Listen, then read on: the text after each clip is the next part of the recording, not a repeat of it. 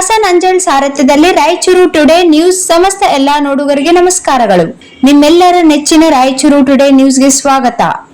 ಜಿಲ್ಲೆಯಲ್ಲಿ ಕೊಲೆ ಮತ್ತು ಅತ್ಯಾಚಾರ ಹದಗೆಟ್ಟ ಕಾನೂನು ಸುವ್ಯವಸ್ಥೆ.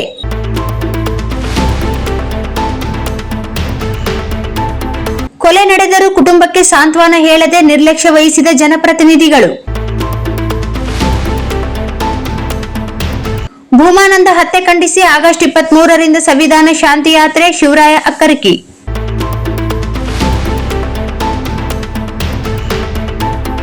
ರಾಯಚೂರು ದೇವದುರ್ಗ ತಾಲೂಕಿನ ಹದ್ದಿನಾಳ ಗ್ರಾಮದ ಭೂಮಾನಂದ ಅವರ ಹತ್ಯೆ ಪ್ರಕರಣವನ್ನು ಖಂಡಿಸಿ ಆರೋಪಿಗಳ ವಿರುದ್ಧ ಕಠಿಣ ಕಾನೂನು ಕ್ರಮ ಕೈಗೊಳ್ಳಬೇಕು ಹಾಗೂ ಪ್ರಕರಣದ ಸಮಗ್ರ ತನಿಖೆ ನಡೆಸಬೇಕು ಎಂದು ಆಗ್ರಹಿಸಿ ಬಹುಜನ ಹೋರಾಟ ಸಂಘಟನೆಗಳ ವತಿಯಿಂದ ಆಗಸ್ಟ್ 23 ಮತ್ತು 24ರಂದು ಬೃಹತ್ ಬೈಕ್ ರ್ಯಾಲಿ, ಪಾದಯಾತ್ರೆ ಹಾಗೂ ಬಹಿರಂಗ ಸಮಾವೇಶ ಹಮ್ಮಿಕೊಳ್ಳಲಾಗಿದೆ. ಆಗಸ್ಟ್ 4ರಂದು ಸಂಜೆ ದೇವದುರ್ಗ ತಾಲೂಕಿನ ಸುಂಕೇಶ್ವರ ಆಳದ ಮುಖ್ಯ ರಸ್ತೆಯಲ್ಲಿ ಭೂಮಾನಂದ್ ಅವರನ್ನು ಮಾರಕಾಸ್ತ್ರಗಳಿಂದ ಹತ್ಯೆ ಮಾಡಲಾಗಿದೆ ಎಂದು ಸಂಘಟಕರು ಮಾತನಾಡಿ ಪತ್ರಿಕಾಗೋಷ್ಠಿ ಉದ್ದೇಶಿಸಿ ನಮ್ಮ ವಾಹಿನಿಯೊಂದಿಗೆ ಆರೋಪಿಸಿದ್ದಾರೆ. ಪ್ರಕರಣದಲ್ಲಿ ಕೆಲ ಆರೋಪಿಗಳ ಬಂಧನವಾಗಿದ್ದರೂ ಉಳಿದ ಆರೋಪಿಗಳ ಬಂಧನ ವಿಳಂಬವಾಗುತ್ತಿದೆ ಎಂದು ಅಸಮಾಧಾನ ವ್ಯಕ್ತಪಡಿಸಿರುವ ಸಂಘಟನೆಗಳು ಹತ್ಯೆಯ ಹಿಂದೆ ಪ್ರಚೋದಕರು ಹಾಗೂ ಸುಪಾರಿ ಹಂತಕರ ಕೈವಾಡವಿದೆಯೇ ಎಂಬ ಬಗ್ಗೆಯೂ ಸಮಗ್ರ ತನಿಖೆ ನಡೆಸಬೇಕು ಎಂದು ಒತ್ತಾಯಿಸಿದ್ದಾರೆ. ಆಗಸ್ಟ್ 23ರಂದು ಹದ್ದಿನಾಳ ಗ್ರಾಮದಿಂದ ಬೃಹತ್ ಬೈಕ್ ರ್ಯಾಲಿ ಆರಂಭಗೊಂಡು ಗಬ್ಬೂರು, ಕಲ್ಮಾಲ ಹಾಗೂ ಅಸ್ಕ್ಯಾಳ ಗ್ರಾಮಗಳಲ್ಲಿ ವಾಸ್ತವ್ಯ ಹೂಡಿ ಜನಜಾಗೃತಿ ಮೂಡಿಸಲಾಗುತ್ತದೆ.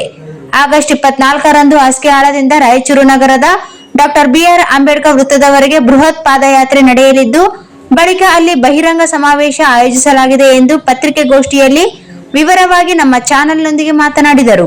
ಭೂಮಾನಂದ ಕುಟುಂಬಕ್ಕೆ ಸೂಕ್ತ ಪರಿಹಾರ ಹಾಗೂ ನೈತಿಕ ಬೆಂಬಲ ನೀಡಬೇಕು. ಪ್ರಕರಣವನ್ನು ವಿಶೇಷ ಪ್ರಕರಣವಾಗಿ ಪರಿಗಣಿಸಿ ತ್ವರಿತವಾಗಿ ವಿಚಾರಣೆ ನಡೆಸಬೇಕು. ಆರೋಪಿಗಳಿಗೆ ಕಠಿಣ ಶಿಕ್ಷೆ ವಿಧಿಸಬೇಕು ಮತ್ತು ಪ್ರಕರಣದ ತನಿಖೆಯಲ್ಲಿ ಯಾವುದೇ ಲೋಪವಾಗದಂತೆ ಪೊಲೀಸ್ ಅಧಿಕಾರಿಗಳು ಕಟ್ಟುನಿಟ್ಟಿನ ಕ್ರಮ ಕೈಗೊಳ್ಳಬೇಕು ಎಂಬುದು ಸಂಘಟನೆಗಳ ಪ್ರಮುಖ ಬೇಡಿಕೆಗಳಾಗಿವೆ.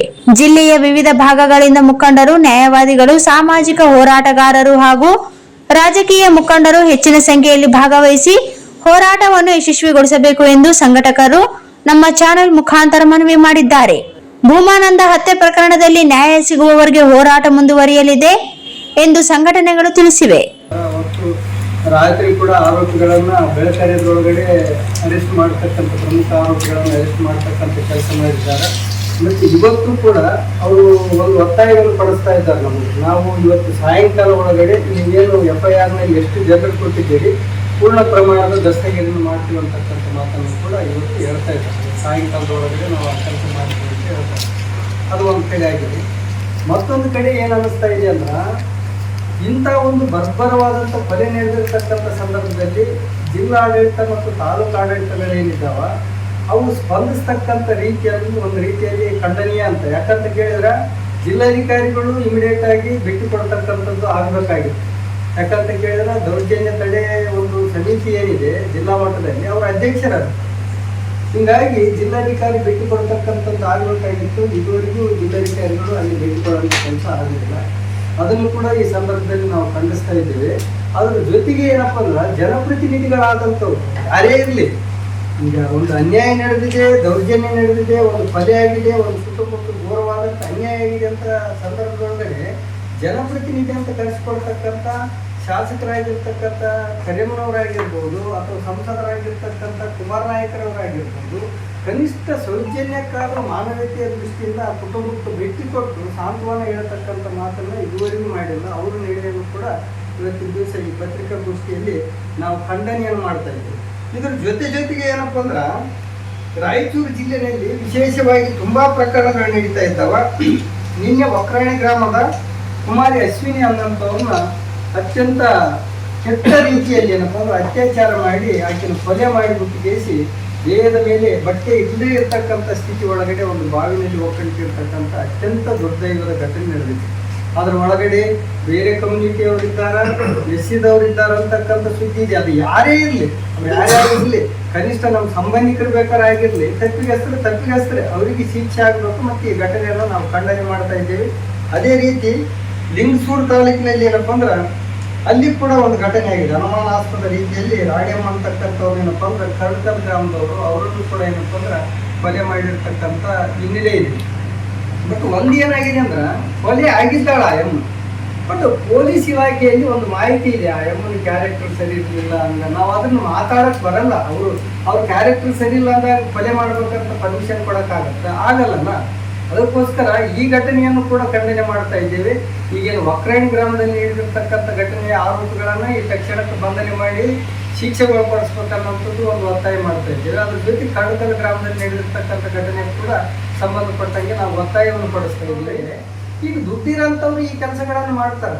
ಇವಾಗ ಸುಪಾರಿ ಅಂತಕ್ಕ ಒಬ್ಬನ ವಹಿಸ್ಬಿಟ್ಟು ನೀವು ಬಡಿಸ್ಬೇಕನ್ನೋದಾದ್ರ ದುಡ್ಡು ಕೊಟ್ಟೆ ಮಾಡಿಸ್ಬೇಕಲ್ಲ. ಅವ್ರು ಯಾರು ಬಿಟ್ಟಿಗೆ ಮಾಡಕ್ ಬರಲ್ಲ. ಮತ್ತು ದುಡ್ಡು ಕೊಟ್ಟು ಮಾಡಿಸ್ತಾರ ಅನ್ನೋದಾದ್ರ ಈಗಿರ್ತಕ್ಕಂಥ ಈ ಪ್ರಕರಣದೊಳಗಡೆ ಭಾಗಿಯಾಗಿರ್ತಕ್ಕಂಥ ಅವ್ರ ಅಣ್ಣತಮ್ಮರು ಏನಿದ್ದಾರ ಆರ್ಥಿಕವಾಗಿ ದುಸ್ಥಿತಿಯಲ್ಲಿದ್ದಾರೆ. ಅವರಷ್ಟೊಂದು ಸ್ಥಿತಿವಂತರಲ್ಲ. ಮತ್ತೆ ಯಾರು ಮಾಡ್ತಾರಂದ್ರೆ ಅವ್ರ ಸಂಬಂಧಿಕರು ಯಾರೋ ಇದು ಕೊಟ್ಟಿರ್ಬೇಕು, ಮತ್ತೆ ಇನ್ನೂ ಬೇರೆ ಕಾರಣದ ಕೈಗಳು ಇದು ಕೊಟ್ಟಿರ್ಬೇಕು. ಅದಕ್ಕೋಸ್ಕರ ಈ ಪ್ರಕರಣದ ಒಳಗಡೆ ನಮ್ಮದು ಒಂದು ಒತ್ತಾಯ ಇದೆ, ಸಮಗ್ರವಾದಂಥ ತನಿಖೆ ಮಾಡ್ರಿ, ಎಲ್ಲರನ್ನೂ ಕೂಡ ಕಸ್ಟಡಿಗೆ ತಗೊಂಡಿಸಿ ಅತಿ ಶೀಘ್ರಗತಿಯಲ್ಲಿ ಏನಪ್ಪ ಅಂದ್ರೆ ನ್ಯಾಯ ಕೊಡ್ತಕ್ಕಂಥ ಹಿನ್ನೆಲೆ ಒಳಗಡೆ ಈ ಪ್ರಕರಣವನ್ನು ಇತ್ಯರ್ಥಗೊಳಿಸಬೇಕು. ಅದಕ್ಕೋಸ್ಕರ ನಾವೇನಪ್ಪ ಅಂದ್ರೆ 23ನೇ ತಾರೀಕು ಇಡೀ ಜಿಲ್ಲೆಯಾದ್ಯಂತ ಇರ್ತಕ್ಕಂಥ ಎಲ್ಲರೂ ಕೂಡ ಬಂದು ಹದಿನಾಳು ಗ್ರಾಮದಲ್ಲಿ ಸೇರ್ತಾ ಇದ್ದಾರೆ. ಹದಿನಾಳು ಗ್ರಾಮದಿಂದ ಬೈಕ್ ರ್ಯಾಲಿ ಪ್ರಾರಂಭ ಆಗ್ತಾ ಇದೆ. ಬೈಕ್ ರ್ಯಾಲಿ ಪ್ರಾರಂಭ ಆಗಿರ್ತಕ್ಕಂಥದ್ದು ಹೋಗಿ ನೈಟ್ ಆಟ ಬಂದು ಅಸ್ಕ್ಯಾಳು ಉಳ್ಕೊಳ್ತಾ ಇದ್ದಾರೆ. ಅಸ್ಕ್ಯಾಳು ಉಳ್ಕೊಂಡು ಅಸ್ಕ್ಯಾಳಿನಿಂದ ಡಾಕ್ಟರ್ BR ಅಂಬೇಡ್ಕರ್ ಅವರ ಸರ್ಕಾರಕ್ಕೆ ಪಾದಯಾತ್ರೆ ಮುಖಾಂತರ ಹೋಗ್ತಾ ಇದ್ವಿ ನಾವೆಲ್ಲರೂ. ಅಲ್ಲಿ ಸೇರಿರ್ತಕ್ಕಂಥ ಜನ ಮತ್ತು ಬಂದಿರ್ತಕ್ಕಂಥ ಜನ ಎಲ್ಲರೂ ಅಲ್ಲಿ ಬಹಿರಂಗವಾದಂಥ ಒಂದು ಪ್ರತಿಭಟನೆ ಆಗ್ತಾ ಇದೆ. ಮತ್ತು ಅಲ್ಲಿಗೆ ಅಧಿಕಾರಿಗಳು ಆಗಿರ್ಬೋದು ಅಥವಾ ಯಾರಾದರೂ ಮನವಿ ಸ್ವೀಕರಿಸ್ತಕ್ಕಂಥ ಜಿಲ್ಲಾಧಿಕಾರಿಗಳು ಮತ್ತು ಯಾರಾದರೂ ರಾಜಕಾರಣಿಗಳು ಕರೆಸ್ತಕ್ಕಂಥ ಪ್ರಯತ್ನ ಅದೇ ಜಾಗಕ್ಕೆ ಆಗ್ಬೇಕಂತಕ್ಕಂಥದ್ದಿದೆ. ಆ ಆಗ್ರಹದೊಳಗಡೆ ಈ ಒಂದು ಕಾರ್ಯಕ್ರಮದೊಳಗಡೆ ಎಲ್ಲ ಸಂಘಟಕರು, ಎಲ್ಲ ದಲಿತ ಸಂಘಟನೆಯವರು, ಎಲ್ಲ ಮುಖಂಡರು ಕೂಡ ಈ ಒಂದು ಕಾರ್ಯಕ್ರಮದಲ್ಲಿ ಭಾಗವಹಿಸಿ ಎಲ್ಲರೂ ಕೂಡ ಯಶಸ್ವಿ ಮಾಡ್ಬೇಕಂತಕ್ಕಂಥ ಹಿನ್ನೆಲೆ ಒಳಗಡೆ ಹೇಳ್ತಾ ಇದ್ದೇವೆ. ಜೊತೆಗೆ ನಮ್ಮ ಹಕ್ಕೊತ್ತಾಯಗಳಿದ್ದಾವೆ. ಈ ಒಂದು ಕಾರ್ಯಕ್ರಮಕ್ಕೆ ಹಕ್ಕೊತ್ತಾಯಗಳಿದ್ದಾವೆ. ಕೊಲೆಯ ಪ್ರಕರಣದಲ್ಲಿ ಪ್ರಚೋದಕರು ಮತ್ತು ಸುಪಾರಿ ಹಂತಕರ ಕೈವಾಡದಿಂದ ಗುಮಾನಿ ಇದ್ದು ಭೀಮರಾಯ ಯಜ್ಞಾಳ್ ಅವರನ್ನು ಕೂಡಲೇ ಬಂಧಿಸಿ ಸಮಗ್ರ ತನಿಖೆಗೆ ಒಳಪಡಿಸಬೇಕಂತಕ್ಕಂಥ ಒಂದು ಹಕ್ಕೊತ್ತಾಯ ಇದೆ. ಅದಾದ ನಂತರ ಬಹುಜನ್ ನಾಯಕ್ ಭೂಮಾನಂದ ಪ್ರಕರಣವನ್ನು ಒಂದು ವಿಶೇಷ ಪ್ರಕರಣವೆಂದು ಪರಿಗಣಿಸಿ ಹೆಚ್ಚುವರಿ ಪರಿಹಾರ ಕೊಡಬೇಕನ್ನೋಂಥದ್ದು ಒಂದು ಡಿಮಾಂಡ್ ಇದೆ. ಈಗಿರ್ತಕ್ಕಂಥ ಕಾನೂನು ಒಳಗಡೆ ಏನಿದೆ ಅಂದ್ರೆ ಒಂದು 8 ಲಕ್ಷ ಚಿಲ್ಲರೆ ರೊಕ್ಕ ಕೊಡೋಂಥದ್ದಿದೆ. ಅದ್ರಾಗ ಅರ್ಧ ರೊಕ್ಕ ಕೊಡ್ತಾರೆ, 4,20,000 ರೂಪಾಯಿ ಈಗಾಗಲೇ ಕುಟುಂಬಕ್ಕೆ ಮುಗಿಸಿದ್ದಾರೆ. ಅದು ತೀರಾ ಸಣ್ಣ ಪ್ರಮಾಣದ ಅಮೌಂಟ್ ಆಗ್ತಾ ಇದೆ. ಒಂದು ಕುಟುಂಬ ಅತ್ಯಂತ ಸ್ಥಿತಿವಂತ ರೀತಿಯಲ್ಲಿ ಬದುಕಬೇಕನ್ನೋದಾದ್ರೆ ನಾವೇನಾದ್ರೆ ಇದನ್ನ ಪ್ರಕರಣನ ಒಂದು ವಿಶೇಷ ಪ್ರಕರಣ ಅಂತ ಪರಿಗಣಿಸಿ ಹೆಚ್ಚುವರಿ ಪರಿಹಾರ ಕೊಡ್ಬೇಕಂತಕ್ಕಂಥ ಒಂದು ಡಿಮಾಂಡ್ ಇದೆ. ಅದಾದ ನಂತರ ಗೊಬ್ಬೂರು ಪೊಲೀಸ್ ಠಾಣೆಯ ಪೇದೆಗಳಾದ ಭೀಮಣ್ಣ, ರಂಗನಾಥ ಮತ್ತು ಶಿವರಾಜ್ ಇವರುಗಳನ್ನು ತುಂಬಾ ವರ್ಷಗಳಿಂದ ಠಾಣೆಯಲ್ಲಿದ್ದು ಹಲವು ಪ್ರಕರಣದಲ್ಲಿ ಇವರು ಕುಮ್ಮಕ್ಕಿರುವುದರಿಂದ ಕೂಡಲೇ ಇವರನ್ನು ಬೇರೆ ಕಡೆಗೆ ವರ್ಗಾವಣೆ ಮಾಡಬೇಕಂತಕ್ಕಂಥ ಒಂದು ಹಕ್ಕೊತ್ತಾಯ ಇದೆ. ಅದಾದ ನಂತರ ಜಾತಿ ನಿಂದನ ಕಾಯ್ದೆ ನಿರ್ವಹಣೆ ಮಾಡುತ್ತಿರ್ತಕ್ಕಂಥ ನಾಗರಿಕ ಹಕ್ಕು ಜಾರಿ ನಿರ್ದೇಶನಾಲಯ ಅಂದ್ರೆ ಈಗ ಪೊಲೀಸರು ಅಟ್ರಾಸಿಟಿ ಆದಂಥ ಸಂದರ್ಭದಲ್ಲಿ ಪೊಲೀಸರು ತಲೆ ಕೆಡಿಸಿಕೊಳ್ತಾ ಇಲ್ಲ. ಇದಕ್ಕಿಂತ ಸಪ್ರೇಟ್ ಆಗಿರ್ತಕ್ಕಂಥ ಒಂದು ವಿಂಗ್ ಮಾಡಿ ಒಬ್ಬ DYSP ನೇಮಕ ಮಾಡಿದ್ದಾರೆ. ಅಲ್ಲಿ ಸಿಬ್ಬಂದಿ ಕೊರತೆ ಇದೆ. ಆ ಕಾರಣಕ್ಕಾಗಿ ಈ ಒಂದು ಸಿಬ್ಬಂದಿಗಳ ಕೊರತೆಯನ್ನು ಕೂಡಲೇ ಹೆಚ್ಚುವರಿ ಸಿಬ್ಬಂದಿಗಳ ನೇಮಕ ಮಾಡಿ ಭೂಮಾನಂದ ಪ್ರಕರಣ ಶೀಘ್ರ ವಿಲೇವಾರಿಗೊಳಿಸಲು. ಕೇವಲ ಭೂಮಾನಂದ ಪ್ರಕರಣ ಅಲ್ಲ, ಈಗಾಗಲೇ ಒಕ್ರಾಣಿಯಲ್ಲಿ ಒಂದು ಪ್ರಕರಣ ನಡೆದಿದೆ, ಇಲ್ಲಿ ನಡೆದಿದೆ ಲಿಂಗಸೂರಲ್ಲಿ. ಈ 2 ಪ್ರಕರಣಗಳು ಈಗ ಹಲವಾರು ಪ್ರಕರಣಗಳು ನಡೀತಾ ಇದ್ದಾವ. ಶೀಘ್ರಗತಿಯಲ್ಲಿ ಏನಪ್ಪ ಅಂದ್ರೆ ಇದೆಲ್ಲ ವಿಲೇವಾರಿಗೊಳ್ಬೇಕನ್ನೋದಾದ್ರೆ ಈ ಒಂದು ಜಾರಿ ನಿರ್ದೇಶನಾಲಯದಕ್ಕೆ ಹೆಚ್ಚುವರಿ ಸಿಬ್ಬಂದಿಯನ್ನು ಕೂಡಲೇ ಒದಗಿಸಬೇಕಂತಕ್ಕಂಥ ಹಕ್ಕೊತ್ತಾಯ ಇದೆ. ಈ ಒಂದು ಬೈಕ್ ರ್ಯಾಲಿ ನಾಳೆ 23ಕ್ಕೆ ನಡೆಸತಕ್ಕಂಥ ಬೈಕ್ ರ್ಯಾಲಿಯಲ್ಲಿ ನಮ್ಮ ಜೋರು ತಾಲೂಕಿನಲ್ಲಿ ಸುಮಾರು 4 ಹೋಬಳಿಗಳಿಂದ ಒಂದು 500ರಿಂದ ಒಂದು 800 ಬೈಕ್ಗಳನ್ನು ಪಾಲ್ಗೊಳ್ಳುವಂಥ ಒಂದು ನಿರೀಕ್ಷೆ ಆದ. ಹಾಗಾಗಿ ಎಲ್ಲ ತಾಲೂಕಿನಿಂದ ಒಂದು 800 ಬೈಕ್ ಕಲಿಯುವಂಥ ಸಂದರ್ಭ ಇದೆ.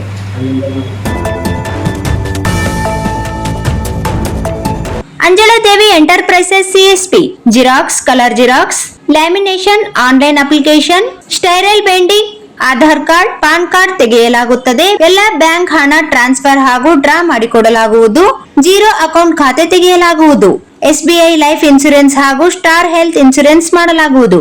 ಪ್ರಧಾನಮಂತ್ರಿ ಜೀವನ್ ಜ್ಯೋತಿ ಭೀಮ್ ಯೋಜನೆ ಮತ್ತು ಪ್ರಧಾನಮಂತ್ರಿ ಸುರಕ್ಷಾ ಯೋಜನಾ EKYC banking mobile number update ಮಾಡಲಾಗುವುದು. ಹೊಸ ಬಸ್ ಸ್ಟ್ಯಾಂಡ್ ಹತ್ತಿರ ರಾಯಚೂರು ರೋಡ್, ದೇವದುರ್ಗ. ಸಂಪರ್ಕಿಸಲು ಮೊಬೈಲ್ ನಂಬರ್ 9148622292. ಹೊಸ ಬಸ್ ಸ್ಟ್ಯಾಂಡ್ ಹತ್ತಿರ ರಾಯಚೂರು ರೋಡ್, ದೇವದುರ್ಗ. ದೇವದುರ್ಗ ತಾಲೂಕಿನ ಅಭಿವೃದ್ಧಿಗೆ ಸಂಬಂಧಿಸಿದ ಇನ್ನಷ್ಟು ತಾಜಾ ಸುದ್ದಿಗಳಿಗಾಗಿ ನಮ್ಮ ಚಾನೆಲ್ ಅನ್ನು ಸಬ್ಸ್ಕ್ರೈಬ್ ಮಾಡಿ, ವಿಡಿಯೋ ಇಷ್ಟವಾದರೆ ಲೈಕ್ ಮಾಡಿ ಮತ್ತು ನಿಮ್ಮ ಸ್ನೇಹಿತರೊಂದಿಗೆ ಹಂಚಿಕೊಳ್ಳುವುದನ್ನು ಮರೆಯಬೇಡಿ. ಧನ್ಯವಾದಗಳು.